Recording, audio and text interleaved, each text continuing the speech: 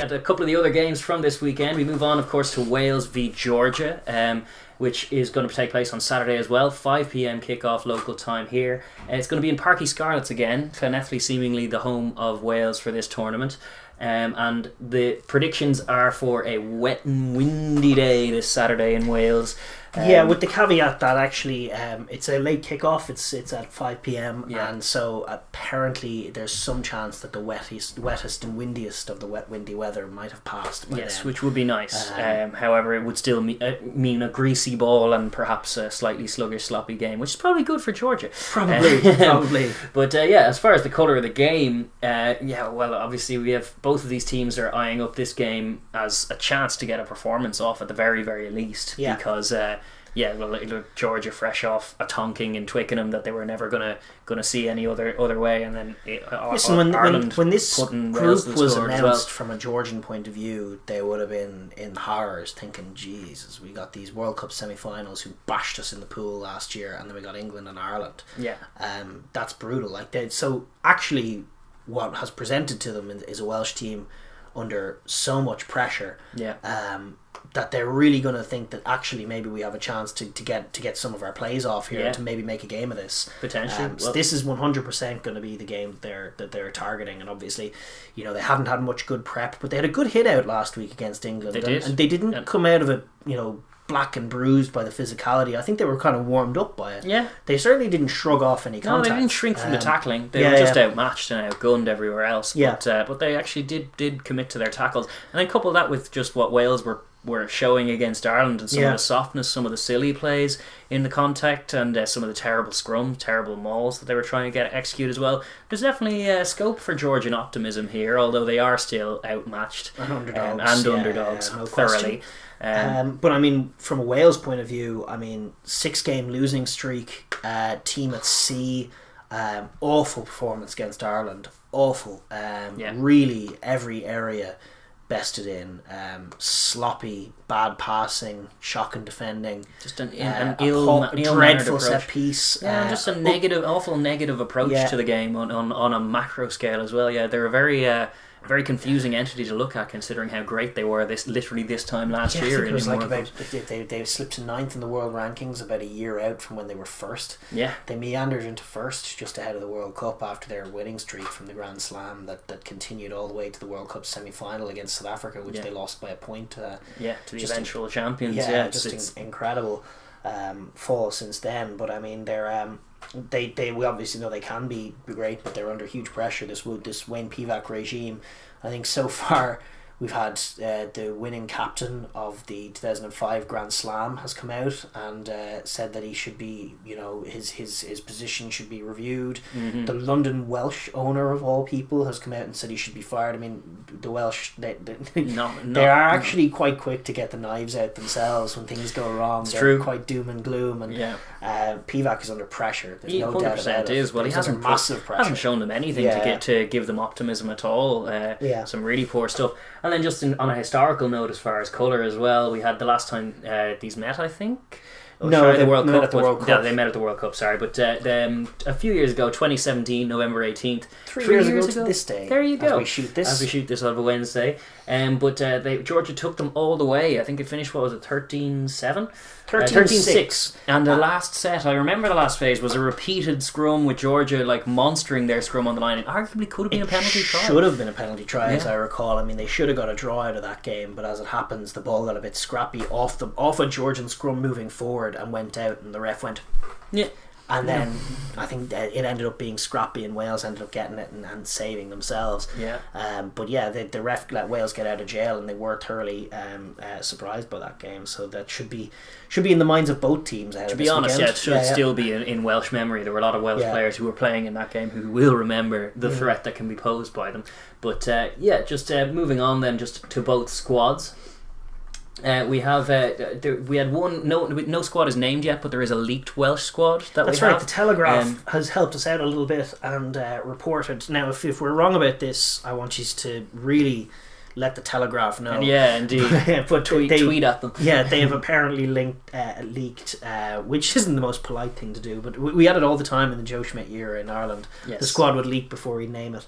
I actually prefer when coaches don't bother about that and just name their team when they know it. Like I almost prefer that to hiding their team. Yes. But apparently they're due to make 13 changes and ring the changes for this Georgian game. It's hard to argue considering all those things we were saying. They've been god awful, and I wonder, is it taking this game not seriously, or is this like now his first team? Is it lighting a fire under the first team by dropping them, or? But for a Georgia game, yeah, probably isn't. I don't know if that does that. So it's a curious one.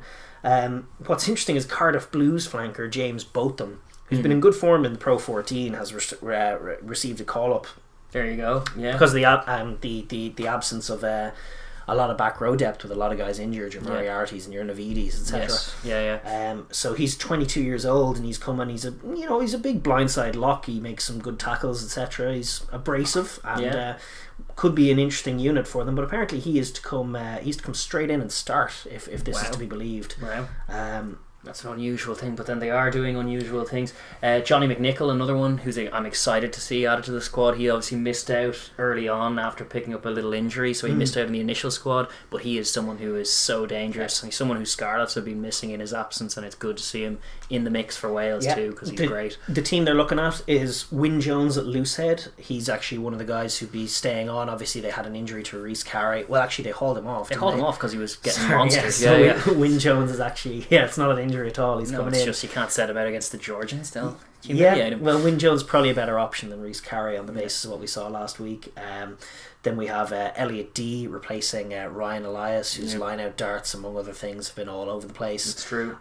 Samson Lee comes in at tight head. That's welcome. Alan Wyn Jones gets a rest, so Jake Ball and Seb Davies are in the locks. Tipperick is captain, given the captaincy with Botham the bolter in there, and Wainwright as well, completing the pack at number 8, which is interesting. Definitely. Then we have Hardy from Scarlets at 9 and Sheedy at 10, which is telling because that means this is going to be a running game.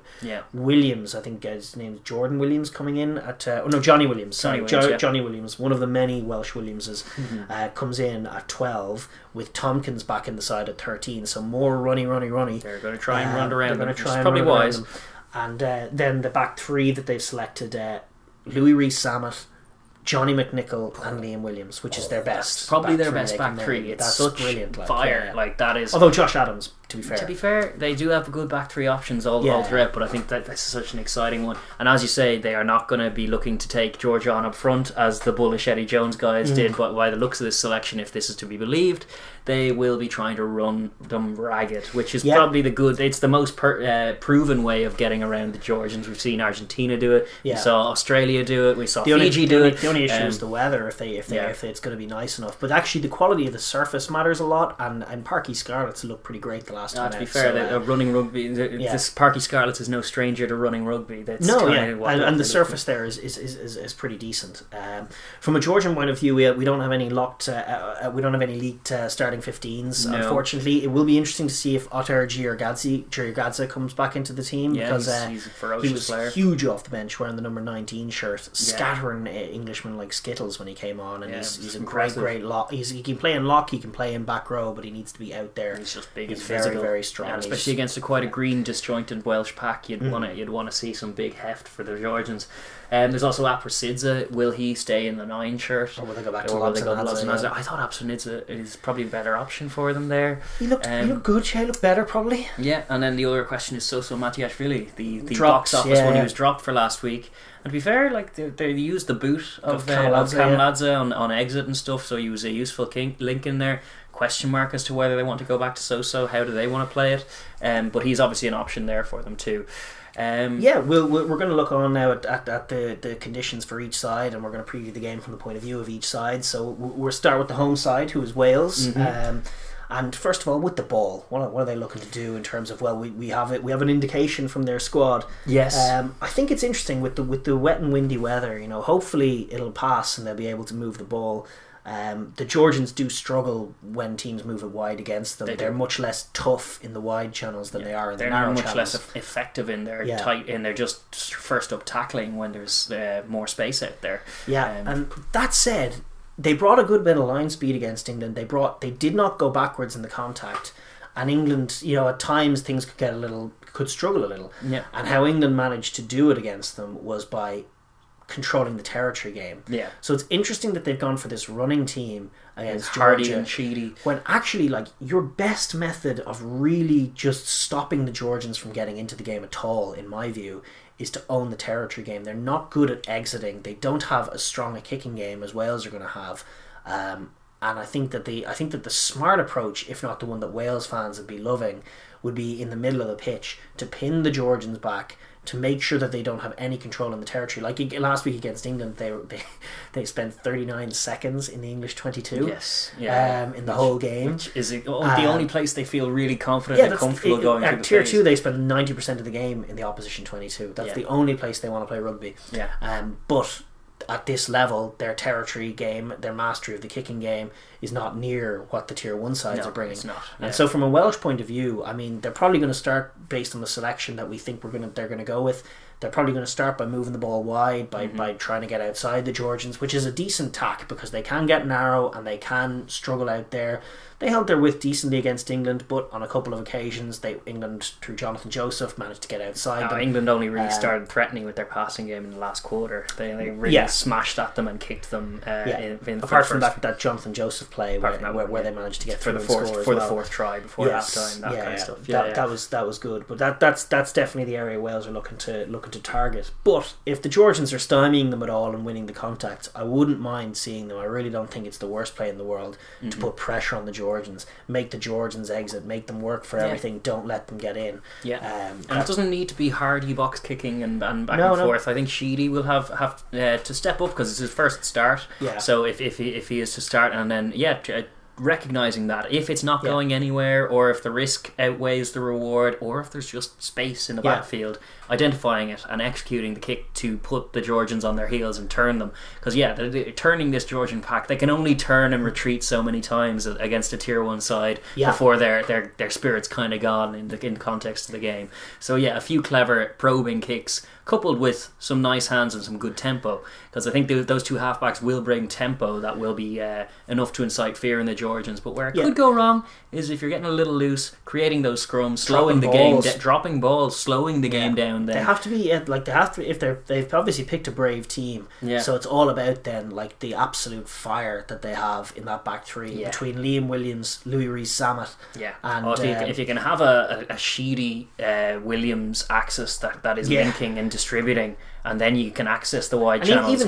Even Tompkins is a lovely footballer, and Johnny Williams can play 10 as well. So I mean, in terms of distributors, they're not for lacking. I would keep Liam Williams wide and absolutely try and get the hands though of like Louis Rees-Zammit and Johnny McNichol are beautiful finishers, such good finishers. And those guys will have way too much for the Georgians in the wide channels if they can just be put in space.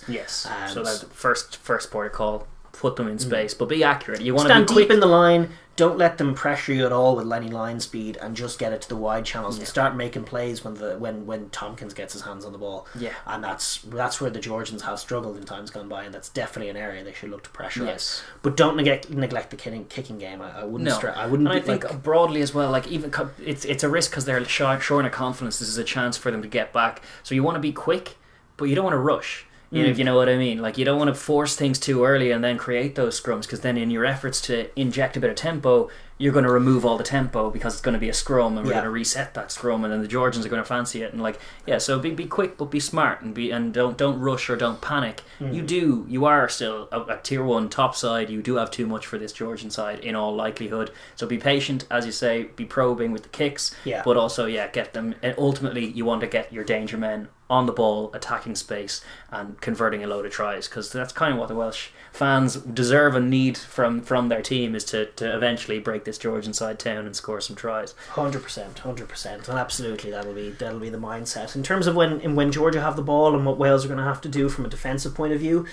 they know what Georgia are going to bring. Georgia are going to bring tight contacts that are ferocious in nature. They're going to try and sit you down. They are extremely strong, and you'd be fools to underestimate the strength that the Georgians are going to bring when they have the bill. And they're tough. You don't want to, certainly some of the silly penalties they were giving away against Ireland. That's Georgia love that. Like against tier 2, they slow everything down. They win a contact. Wales don't run away. Penalty. everyone just chills, stops, and then this is where people are watching the game going, what's going on? What are they taking on? Someone's down there tying their laces. They slowly kick it to the line out. They go to 2, scramble, get the ball back to the base, and then they just slowly carry and win the contacts. And if you give away penalties, you will play them in. So discipline, vital.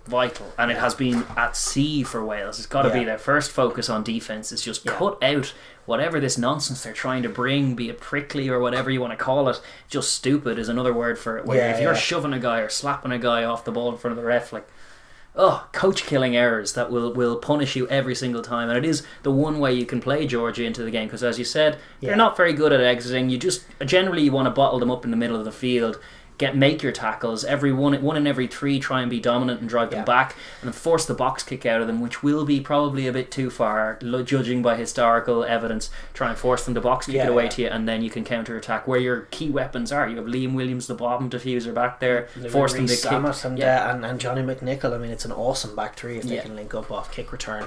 There's definitely that aspect to it. From a pride point of view, the Welsh tight 5 have been beaten up now in a few games. Scotland, I think, really got the edge on them. Ireland demolished them last week. The Georgians are big and strong, and they should be trying to see this as another big challenge where they can get up and redeem themselves a bit. Making some big tackles is vital.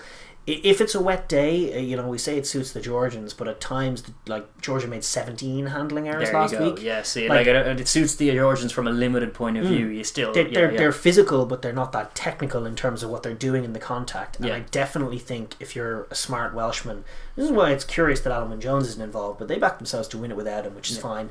Like, attacking the pill in contact is huge. Swinging arms at the ball carrier, trying to get rips in, hold him up for a second just to get that ball spilling out, because a lot of them, they hurdy-dur and they carry like a ball tucked in like this, which on a wet day is dislodgeable, etc. Or rippable, or just disruptable in general. Like, you need to... Generating turnovers by doing that is definitely a good picture, and it's one of the more demoralising ones for Georgia. Like, if they're actually getting on top and they have the ball like they want to have it, and then they sloppily knock it on, or they sloppily get it taken away. It'll break their heart. And your heart can only take so much breaking when and if the back 3 are going to be accurate and convert off the turnovers they get, that's got to be the recipe and the key for this Welsh defence. But the main one is discipline. That's my main focus. Discipline and tackling as well. I mean, Georgia in the second half in Twickenham moved the ball a little bit. They actually got some nice tempo going. They had a couple of good runs from Becca Gregadze in the blue scrum cap at number 8. He's got to be watched. They do have to have men on him. Tipperick, I would nominate perhaps as the guy to really keep your eyes on Becca Gregadze and make sure he doesn't get anything off. Low and stop them low. And then blitz when they are trying to go wide. Like, they have some decent offloads in them, but they don't really know what they're doing. A tier 1, a Six Nations caliber line speed will do for that Georgian handling stuff. They're just not, as you say, technical enough to execute under that pressure. So bring the pressure, bring the blitz. You have quick 100%. centres there. Get them up in the face of young Tato Absendadze and all of these guys. And disrupt that passing game, force them to kick loosely to you and pounce on turnover. That's got to be the Welsh plan.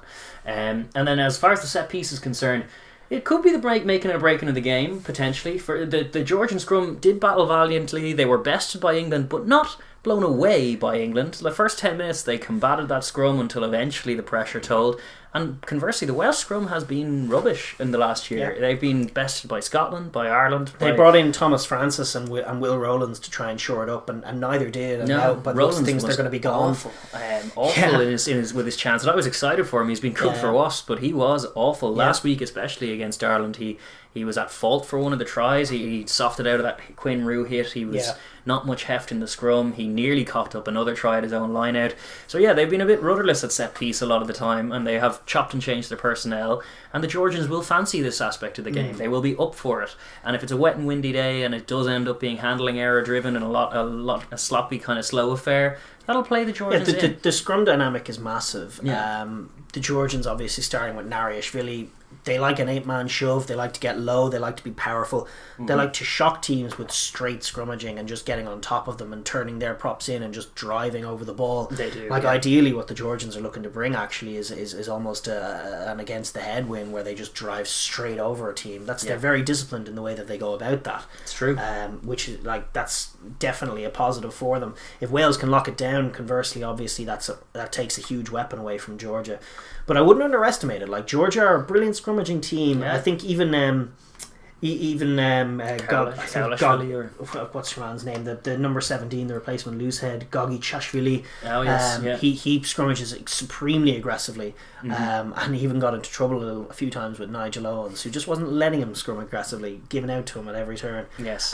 But I think Luke Pearce might be a little more accommodating. Yeah. Certainly, if last week is anything to go by, you could argue he tipped the scales in favour of Italy a little bit. Maybe likes an underdog team. But they should, like, if Georgia attack this scrum and get on top of it, it could be a messy game. I don't think Wales can underestimate that. I mean, locking the scrum down would be all but win it for them. But if they can't do that, then all of a sudden it gets tough, because you knock on, all of a sudden you're in your own half. Yeah, and then if you're losing the scrum routinely, and you've gone with this disjointed, changed front five and whole back and whole team, and Alan Wynn's not in there, like, suddenly the wheels can come off, and Georgia can love that. So the set piece is a pivotal part of the game, and particularly the scrum. At the line out, to be honest, both sides were a mess last week. At line out time, Elias's darts for Wales, completely errant all of the time. They were turned over constantly all over the pitch, regardless of the circumstance. And similarly, Georgia weren't quite a disaster, but they're just so telegraphed. They literally only jump at 2.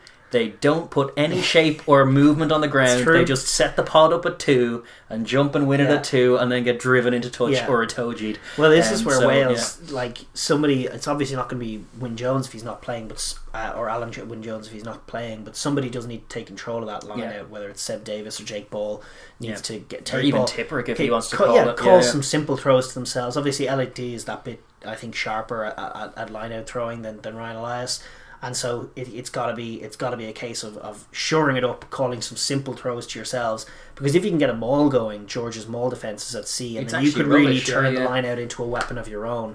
And you should put some jumpers up when Georgia are throwing it in as well. You should never give them easy ball off the jump line at 2 every time. Send Tipuric up there, because my God, they do telegraph it. And then restarts as well. A good opportunity for both of them to get an edge in the territory, particularly Georgia. It would be nice if they can pin them back and force them to exit sloppily and maybe get offence off. But it'll just be interesting to see which approach either of them take. So they're going to go shallow and try and regather. Wales might be bullish enough to do a little bit of that. It might be ill-founded though. But I think for Georgia, try and pin them back, try and get your chase right. Because some of the Georgian chasing of kicks, it can be kick-offs, but also box kicks. Like, a kick is only as good as its chase, and sometimes Georgia's chase is not so good. That's huge. Absolutely, that's true. Absolutely, that's true. The kick chase is vital. Just in terms of moving on and looking at the game, this time sort of from the perspective of the underdogs, the away side, Georgia, when they have the ball, what they're looking to do against Wales. One of the markers for them is to get some points on the board. I mean, obviously this stems from managing your way around the field, but the fact that they've notched up 7 points in their 2 games that they've had since their return of rugby from lockdown is going to be just a real area. Surely that should be their focus. They got to try and score more points, because they really you can't get away with that. You can't win any games if you're not scoring enough points. What they do like to do at their very best is make games frustrating, and how they do it is by being just a little tighter than they have been so far, in the sense that they're dominating contacts. They're going to play short, they're going to play off 9, they're going to play with a slightly slower tempo, but getting good latchers, minding the pill is a huge area of focus. The 17 handling errors, those need to be like 5 in terms of the handling errors. They really need to sharpen up that area of the pitch. Mind the ball, get a couple of latchers, and drive yourselves into Wales and just frustrate them. Recreate that picture time and time again. Maintain your discipline. A couple of times Nige gave penalties against them for going in at the side or going off their feet and ceiling. That can't happen. You've got to be totally clinical at the offensive breakdown and the offensive carry. Win your contact, yes. Get your latchers in. Get it up. Get the dominant contact. Get to ground. Present the ball well. Latchers, hold your feet. Yes. All vital. Then the ruck is over. Then you can slow it up. Do the same thing with a different pot of forwards. And then they have some very talented carriers within that dynamic, and they can be an absolute balls to defend against, because you can't get the ball off them at their best. And then if you couple that with Wales's propensity to give away frustration-based penalties, then you can play yourself into the 22. But also, like you say, your main point about tier 2 attack, not just Georgian attack, is mix up the kicking game. Yes. For God's sake, don't just box kick it down Liam Williams' throat all day. Yeah. Like, just that's where like Tato Absendanza comes in, and he's obviously a young 10 who they're going to have to put a lot of faith in. Yeah. He had a rough enough day of it in Twickenham. He still has corner kicks in him. He does. And finding grass and kicking deep and owning the territory game, or at least getting some parity in the territory game, is going to be massive from a Georgian point of view.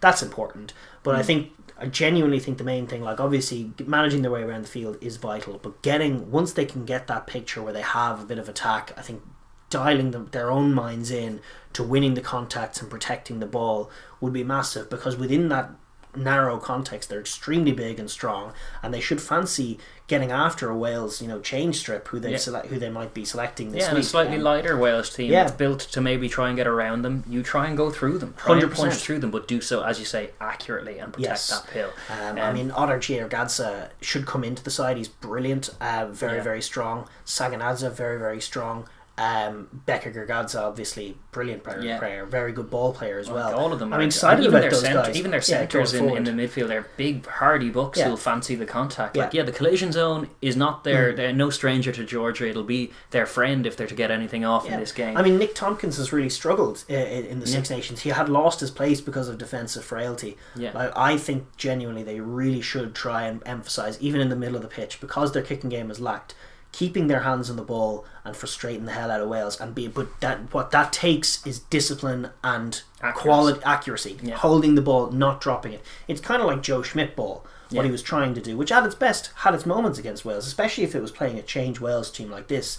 You'd back a bit of Schmidt ball, and that's what Georgia need to bring. Holding the ball, lots of rooks, but doing it accurately is the key here. And it's been the key difference between them being effective and not. And then obviously when you can get a penalty, you launch it in the corner, you hold the ball, and then you do it again. You spend ages and ages and ages working the position, frustrating the Welsh defence, and then eventually, hopefully, scoring crashing a try. over for a try is their ideal picture on offense. What Georgia need to have to win this game, statistically, they need to probably own the territory, and they need to spend a lot of time in the Welsh 22, but they need to own the possession game as well. They need to have more of the ball. If Wales have more of the ball, like you can tell me that stat alone, and I already know what's happening. If you give me Wales 60% possession, it's a blowout. To be honest, even Wales 50% possession is a blowout. If you want Georgia to keep the score down or get in them with a chance of winning it, they kind of need to have 60% plus. At the very least, 70% Georgian possession is probably their best chance of winning the game. Now it's very unlikely, but it starts with accuracy. Hold the ball, be accurate, resource that breakdown and exploit Welsh mistakes. Beat them in the contact and exploit their mistakes, and then all of a sudden you're in a position to make things happen. For sure. But that being said, when Wales do have the ball, because I'd imagine Wales will have the ball slightly more than 30% of the time. One would expect. So Georgia will have to up their game a little in defence. Obviously, I was impressed with their first up tackling against the English, and I'd expect I will be again. They are strong in the contact zone either side of the ball. The question mark is when it gets a little wider, sometimes they can be a little slacker on their defence in terms of their first up tackling. But also, things like chasing, the line speed they bring sometimes when it gets a little wider is slack, and the cohesion. It would make you question their fitness. Yes, it would. When they're chasing kicks. It's like they're taking a break. Which is just painful to look at, because it invites, like if you do that against this Welsh team, look at what they picked in the backfield. Those guys are going to run right around you. They're going to try and they need to be committed to, whenever they do box kick it up there, chase after it for God's sake, and do so cohesively. Get after it as well, and get after Wales from a line speed point of view if they're trying to sit deep and move it wide as well. They're pretty good at holding their width against England, generally speaking. They were. Just a couple of deceptive, nice running plays ended up and opening a few times off first phase, their setup can be bad. That's where they're a little slack. Like we saw it in the World Cup on that inside line off the line out. That caught them game after game, and then against England we saw one out wide where they weren't numbered up and England got outside them, and it's like that first phase defensive structure can be a little bit off, and Wales will probably be looking to exploit that. So I would like to see a bit more of an improvement in some good line speed and some good contacts is key here, just to slowing up the Welsh and owning the ball. Also breakdown play, they have good breakdown players in there themselves. They like the contact zone. If Wales are getting the edge of a contact, getting in there, trying to get your hands on the ball, big steals, playmaking, going to be massive for Georgia if they can get anything off. And again, discipline and accuracy is the key here. Don't be giving away the stupid penalties, don't be flopping off your feet, entering not through the gate. All of that stuff will kill them. If the onus is on them as the inferior and the underdog team to be as accurate and as up for it and as just game for the fight, but also just discipline, control. They need to put in their best possible showing to have any chance. So it starts with discipline and control. 100%. With all that said, what do you think's going to happen? Yeah, I don't know. I don't even know. Like, we obviously heard that leaked Welsh team. I don't even know if I approve of that or not. In a fun kind of way. Yeah. Wales are in this weird space. Like, it's a change strip for a game against a Georgian team that were at times impressive in the contact.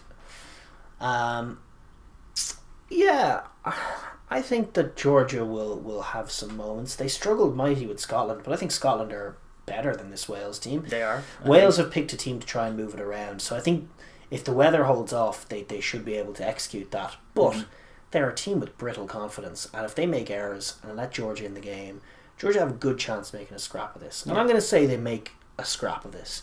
I saw enough in that game against England in that first half where they weren't as far away at times as I might have feared away in Twickenham. Yeah. In that they weren't shocked by the contact. They were able to get some plays off. They managed to keep it to 40 rather than 50. Well, indeed, but also like in that first half, obviously England punished them, and if they switch off, Wales will punish them, and that'd be a shame to see. But I'm going to say they do keep it tight and keep it scrappy, and that Wales flounder and struggle, and so I don't know if I can say they won the game. It's just too much. Yeah, it might be too much. But maybe 19-12 or something to Wales, like maybe tight, Scrappy maybe another game. one like the one 3 years ago. Another squeaky bum time final whistle. Georgia, which would be real pressure mounting on huge pressure on Pivac. It's but like, listen, it's a win. But Win's a win. But I think, especially when you consider Wales's recent record, I think that there's scope for the Georgians to show up, and I think the Georgians will. I think they have a performance in them. Like I think they have obviously fallen away, but I really like they didn't show up at the World Cup. They haven't really arrived yet here, but I saw enough in that Twickenham game where I think maybe they do have a big performance in them. So I'm going to say that this is I'm going to say that they pull one out here. Fair enough. I suspect that their inability to create scores will cost them, and that Wales, despite being loose and probably being scrappy at times, they'll probably win by a little more. Maybe a 21 point win, 21 point win for Wales or something along those lines. Less comprehensive than England because they're not as comprehensive as England. No. But I still think their ability to score will be what sees them through against a Georgian team that are struggling to find scores. It's probably true. Yeah.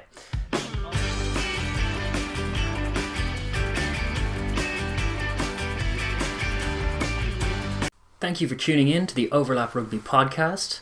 If you enjoyed what you hear, please like and subscribe, and leave a comment down below as well. We enjoy hearing your opinions too. Thank you.